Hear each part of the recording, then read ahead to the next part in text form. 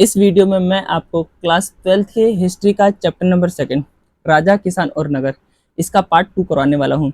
इससे पहले जो पार्ट 1 है उसको मैंने अपलोड कर दिया है। अगर आपने ना देखा हो तो वहाँ से आके देख सकते हो। अगर पार्ट 2 अगर आप डायरेक्ट देखोगे तो शायद आपको ना समझ आए, ठीक है। तो इससे पहले हम इस चैप्टर में क्या पढ़ने वाले हैं, ठीक है।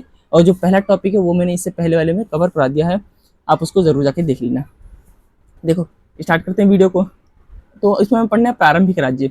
अब कहने का मतलब ये देखो, जो ये चैप्टर है इसमें हम पढ़ने वाले हैं 600 ईसा पूर्व से लेकर टाइम पीरियड है वो है 600 ईस्वी तक, ठीक है। मतलब इस 1200 साल के इतिहास को हम इसमें पढ़ने वाले हैं। अब हमें देखो स्टार्टिंग करना प्रारंभिक राज्य। प्रारंभिक राज्य कहने का मतलब है कि जो 600 ईसा पूर्व है इसी को कहते हैं छठी शताब्दी ईसा, ठीक है। तो जो छठी शताब्दी ईसा पूर्व है इसमें हमें ये देखना है कि जो प्रारंभिक राज्य किस प्रकार से उत्पन्न हुए, मतलब स्टार्टिंग के जो राज्य वो किस तरीके से पनपे, ठीक है। और इसमें क्या क्या चीजें हमें देखने को मिलती हैं। तो देखो, हमें पहले पढ़ना है 16 महाजनपद। अब हम देखते हैं कि आखिर महाजनपद होता क्या है। तो देखिए, इसकी एक डेफिनेशन है कि जो जनपद है, जनपद का अर्थ होता है ऐसा भूखंड जहाँ कोई जन, ठीक है, अपना पांव रखता है अथवा बस जाता है। जहाँ पे क्या है, लोग जो क्या है, एक ऐसा भूखंड जहाँ पे लोग बस जाते हैं, ठीक है। अब जन का मतलब लोग से है, कुल से या जनजाति से है, जहाँ पे ये लोग बस जाते हैं, ठीक है, वो जनपद कहलाता है। और जब ये एरिया बहुत बड़ा होता है तो ये कहलाता है महाजनपद, ठीक है। इसके अलावा देखो, आरंभिक भारतीय इतिहास में छठी शताब्दी ईसा पूर्व को एक महत्वपूर्ण परिवर्तनकारी काल माना जाता है। जो टाइम पीरियड वो है छठी शताब्दी ईसा पूर्व, ठीक है। इस टाइम पीरियड को महत्वपूर्ण एक परिवर्तनकारी काल माना जाता है। इसके पीछे रीजन क्या देखो, इस काल को क्योंकि होता क्या है, इस काल में ना आरंभिक राज्य, नगरों, लोहे के बढ़ते प्रयोग और सिक्कों के विकास के साथ जोड़कर देखा जाता है। यही रीजन है कि इस टाइम पीरियड को एक महत्वपूर्ण परिवर्तनकारी काल माना जाता है भारत के इतिहास में, ठीक है। क्योंकि इसी टाइम पीरियड पे अब देखने को मिलता है कि राज्य की उत्पत्ति होती है। राज्य की जो उत्पत्ति है इसी टाइम पीरियड पर हमें देखने को मिलती है, ठीक है। नगर बसने लगते हैं यहाँ पे, लोहे का प्रयोग बढ़ जाता है। इससे पहले लोहे का प्रयोग होता था लेकिन सीमित मात्रा में होता था, लेकिन छठी शताब्दी ईसा पूर्व के आसपास क्या है, अब लोहे का प्रयोग बड़े स्तर पे होने लगा। और जिसमें सबसे ज्यादा जो यूज होता था वो उपकरण बनाने में होता था और औजारों बनाने में होता था। इसके अलावा व्यापार वगैरह के लिए सिक्कों का उपयोग किया जाता था। तो ये सारी चीजें हैं जिनका प्रयोग होता था। इसके अलावा देखो, इसी काल में बौद्ध और जैन विभिन्न दार्शनिक विचारधाराओं का विकास हुआ, क्योंकि छठी शताब्दी ईसा पूर्व में बौद्ध धर्म और जैन धर्म देखने को मिलता है, ठीक है। इसी काल में ये अस्तित्व में आते हैं, ये भी हमें देखने को मिलता है। यही रीजन है कि इसको माना जाता है कि एक महत्वपूर्ण काल माना जाता है। इसके अलावा बौद्ध और जैन धर्म के आरंभिक ग्रंथ, जो बौद्ध धर्म और जो जैन धर्म, इनके जो आरंभिक ग्रंथ है उसमें महाजनपद, देखो महाजनपद नाम से 16 राज्यों का उल्लेख मिलता है। मतलब उस टाइम पीरियड पे 16 महत्वपूर्ण राज्य थे, ठीक है। और उन्हीं राज्यों को महाजनपद के नाम से जाना जाता है। और इसकी जानकारी जो मिलती है वो बौद्ध धर्म और जो जैन धर्म है इनके ग्रंथों में हमें देखने को मिलती है। आगे देखते हैं। देखो, अब इसमें से कहने का मतलब जो 16 महाजनपद है उसमें से वज्जी, मगध, कौशल, कुरु, पांचांग, गांधार और अवंती महत्वपूर्ण महाजनपद थे। अब देखो, यही महत्वपूर्ण महाजनपद क्यों थे, क्योंकि रीजन ये था कि जो बौद्ध धर्म था इसके अंदर जो 16 मतलब महाजनपद मिले और जो जैन धर्म में 16 महाजनपद मिले हैं, दोनों में सेम तो मिला नहीं है। तो ऐसे में क्या है, ये निष्कर्ष निकाला कि जो कॉमन है, तो इसमें ये देखा कि बौद्ध धर्म और जो जैन धर्म में जो 16 महाजनपद उसमें से ये कुछ कॉमन थे। तो इस प्रकार से ये माना गया कि अगर कॉमन है तो कहीं ना कहीं जो ये राज्य होंगे या फिर जो ये महाजनपद होंगे यही महत्वपूर्ण होंगे। तो इस आधार पर निष्कर्ष निकाला गया कि उस टाइम पीरियड पे जो महत्वपूर्ण था उसमें से ये कुछ महत्वपूर्ण महाजनपद हैं, ठीक है। अभी हम जिसमें से हमें डिटेल में पढ़ना है वो मगध के बारे में पढ़ना है, ठीक है। अभी हम इसमें देखने वाले हैं। इसके अलावा देखो, अधिकांश महाजनपदों पर राजा का शासन होता था। अब जो महाजनपद है उस पर राजा का शासन होता था, लेकिन गण और जो संघ, ये दो महाजनपद हैं, तो इनके नाम से क्या होता था, यहाँ इस राज्य में कई लोगों का शासन, मतलब कई जो लोग वो शासन करते थे और इस समूह का प्रत्येक व्यक्ति राजा कहलाता था।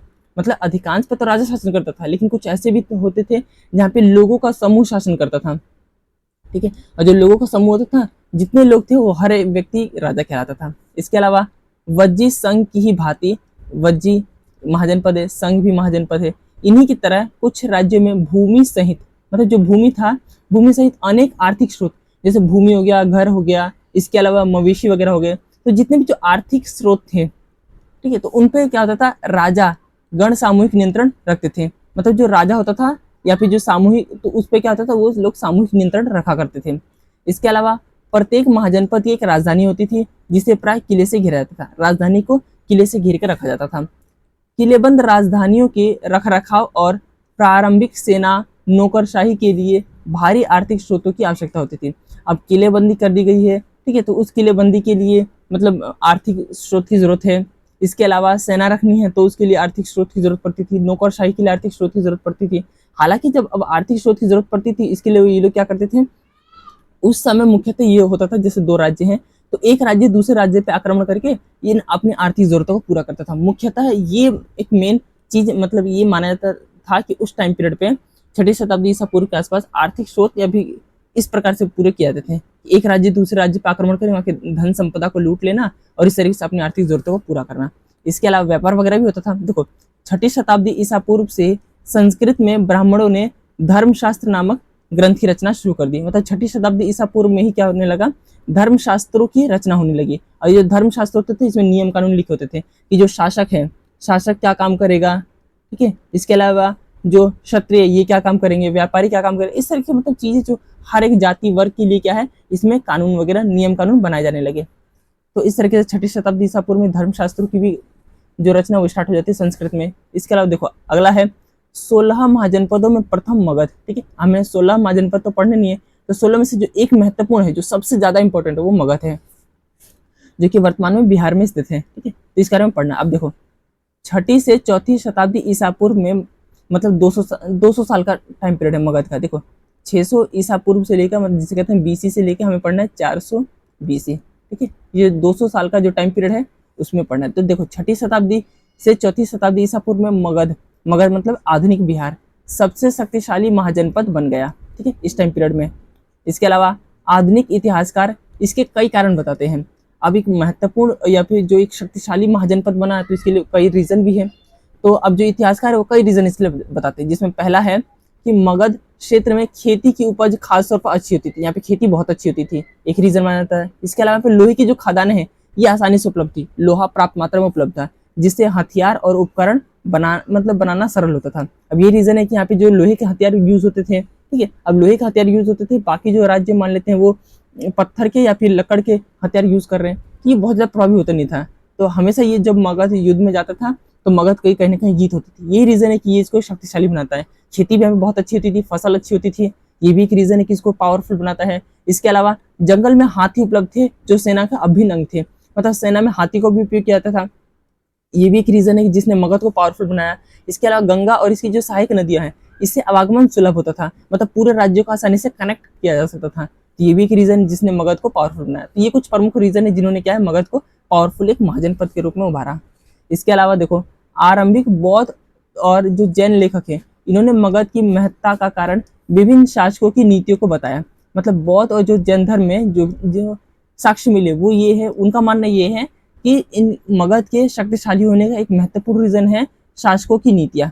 ठीक है, जो शासक यहाँ रहते थे उन्होंने बहुत अच्छे से अपना शासन व्यवस्था चलाया और अपनी नीतियों को लागू किया, जिसके कारण जो मगध है ये बहुत महत्वपूर्ण और बहुत ही ज्यादा शक्तिशाली बन गया। इसके अलावा इन लेखकों के अनुसार जो बिंबिसार है, अजातशत्रु है, ठीक है, इसके अलावा पद्मनंद है, इसके अलावा प्रसिद्ध राजा अत्यंत महत्वाकांक्षी थे। मतलब ये कुछ प्रमुख राजा थे जिनकी नीतियों ने मगध को बहुत ज्यादा शक्तिशाली बना दिया। इसके अलावा प्रारंभ में राजगाह, ठीक है, राजगाह देखो ब्रैकेट में मतलब इसके एक्सप्लेनेशन में लिखा है आधुनिक बिहार के राजगीर का प्राकृतिक नाम है। मतलब बिहार के अंदर जो राजगीर है इसका पुराना नाम क्या था, राजगाह। ठीक है, राजगाह था, इसका पुराना नाम राजगाह था। मगध की राजधानी थी और इस शब्द का अर्थ होता था राजाओं का घर। मतलब राजगाह जो शब्द है इसका जो मतलब अर्थ है वो है, उसको कहते हैं राजाओं का घर। ठीक है, ये इसका अर्थ है। और जो राजगह ये राजधानी थी मगध की। ठीक है, इसके अलावा पहाड़ियों के बीच बसा राजगह एक किलाबंद शहर था। बाद में 4ठी शताब्दी ईसा पूर्व में पाटलिपुत्र को राजधानी बना दिया गया। मतलब स्टार्टिंग में जो राजधानी थी मगध की वो राजगह था। ठीक है, लेकिन बाद में क्या है पाटलिपुत्र इसकी राजधानी शिफ्ट हो गई। आज की इस वीडियो में हम इसमें इतना ही रखेंगे।